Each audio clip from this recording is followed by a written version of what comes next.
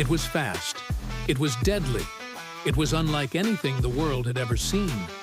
For a moment in time, this motorcycle was the king of the road and the villain of the headlines. Today, we dive into the machine some riders worship and others fear. This is the rise and fall of the world's most dangerous motorcycle.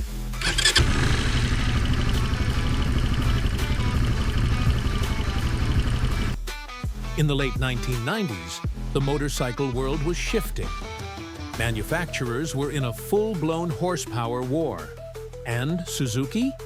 They were about to unleash a monster. The Suzuki TL1000R, a V-twin superbike, launched in 1998 as a competitor to Ducati's 996. It looked aggressive. It sounded raw. It was built to win races. But while Ducati was refined, the TL1000R was a street brawler. It had a 996 cubic centimeter V-twin engine pushing over 135 horsepower, a short wheelbase, and an aggressive power curve that kicked in like a punch to the chest. On paper, it was a dream.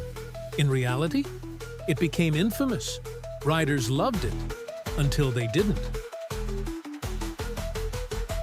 See, the TL1000R wasn't just powerful, it was unpredictable. It had a reputation for, shall we say, biting back. The culprit? Suzuki's decision to equip it with an innovative but flawed rotary rear damper. Unlike conventional shocks, this design couldn't keep up with the torque and handling demands of aggressive riding. The result? Violent tank slappers, sudden loss of control. Inexperienced riders were getting tossed like rag dolls. The nickname soon followed Widowmaker. Some say it was unfair. Others called it a death sentence on two wheels. Suzuki rushed to provide steering dampers and updates, but the damage to its reputation was already done. Riders started to back away. Insurance companies took note. Sales declined. And Suzuki? They had a dilemma. By 2003, Suzuki had pulled the plug on the TL1000R. After just 5 years, the dream of building a Ducati killer was over. Why did it fail? Not because it was bad, it wasn't, but it was mismatched with its audience. It needed track experts, but it was marketed to the masses. It offered performance beyond most riders' skills, and it punished mistakes harshly. And in an era before traction control, electronic suspension, or cornering ABS, that was a recipe for disaster. It became a collector's oddity, an icon of what could have been. But the story doesn't end in failure.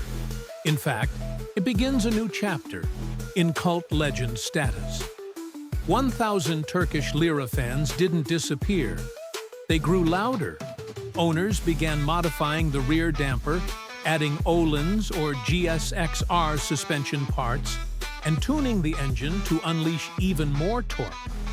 Today, the TL1000R community is passionate, loyal, and borderline obsessive. They don't just love the bike, they respect it.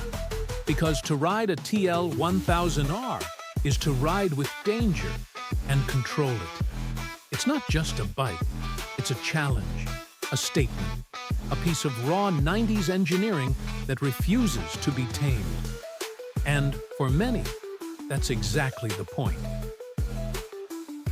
The TL1000R reminds us that performance isn't always about polish. Sometimes it's about power with an edge. Sure, it wasn't perfect, but it represented a time when motorcycles were raw, unforgiving, and real. Before rider aids, before nanny tech, when you had to respect the machine or get wrecked by it. It's a warning and a love letter rolled into one. Dangerous? Yes. Legendary? Definitely. So the next time someone tells you motorcycles today are better in every way, tell them the story of the TL1000R, a bike that scared off the weak, and built a brotherhood of the brave. Thanks for riding with us here on Motor Heaven.